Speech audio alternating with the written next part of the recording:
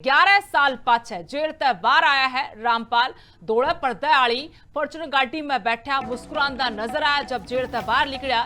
इसार ते सोनीपत के सतलोक आश्रम में जाओगा। उम्र कैद की सजा काट रहा था रामपाल। 11 साल पाछे बड़ी रात मिली है। हाईकोर्ट ते रात मिली है। इसार की सेंट्रल जेल नंबर 2 ते बाहर निकलता नजर आया संत रामपाल। घर के 7 गाड़ियां में उनने लेड़ खातर जेल पहुंचे थे। रामपाल दौड़े पड़ताड़ी फॉर्चूनर में बैठ के बाहर निकलिया। गाड़ी में बैठा और मुस्कुरांदा नजर आया, हाथ भी जोड़े।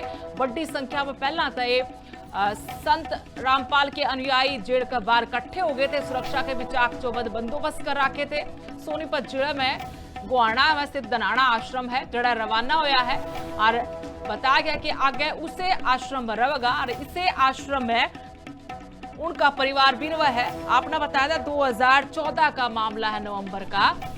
बरवाड़ा का सतलोक आश्रम जड़ा कोर्ट की एक अवमानना का मामला में पेश होने खातर आदेश जारी हुए थे और जब आदेशों का पालन नहीं हुआ तो पुलिस फोर्स गिरफ्तार करने खातर पहुंची थी संत रामपाल ने।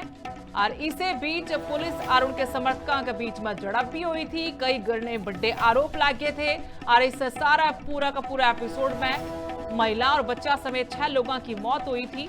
देशद्रोह का मुकदमा चला। 2018 में उम्र कैद की सजा हुई और उसका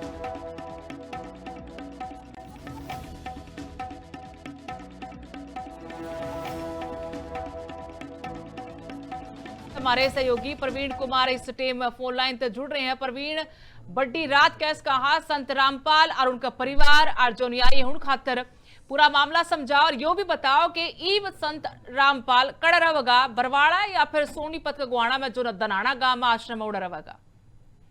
जी, आपको बताना चाहूंगा कि आज संत रामपाल की जो रिहाई हुई है सेंट्रल जेल 2 से आज रिहाई हुई है। काफी संख्या में यहाँ उनके समर्थक यहाँ पहुंचे हुए थे और इसी जद्दोजहद में लगे हुए थे कि उनकी जो रिहाई हो। दोपहर बाद 5-5 लाख के जो बेल बॉन्ड भरे गए, उसके बाद शाम को लगभग 5:30 बजे के लगभग उनकी रिहाई हुई। रिहाई के दौरान बताना चाहूंगा डिफेंडर गाड़ी में उन्हें रखा गया। सबसे पहले बैक गाड़ी रखी गई और इसके आगे 4 गाड़ियां लगाई गई और वहां पुलिस द्वारा सुरक्षा के पुख्ता इंतजाम किए गए थे और साथ ही साथ वहां मीडिया कर्मी और आम लोग भी काफी पहुंचे थे। तो ऐसे में उन्हें गाड़ी में चुपचाप पीछे बिठाया गया क्योंकि शकल भी नहीं उनकी दिखाई गई और पूरी सुरक्षा के साथ 4-5 गाड़ियों को काफिले के साथ उन्हें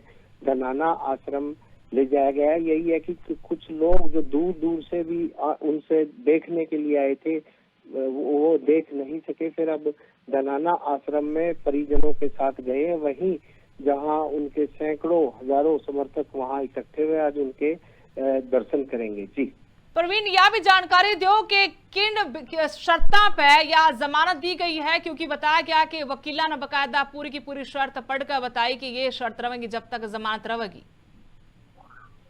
जी, कई तरह की जो सशर्त जो जमानतें दी गई है, किसी बड़े भीड़ भाड़ वाले प्रोग्राम में नहीं जाएंगे।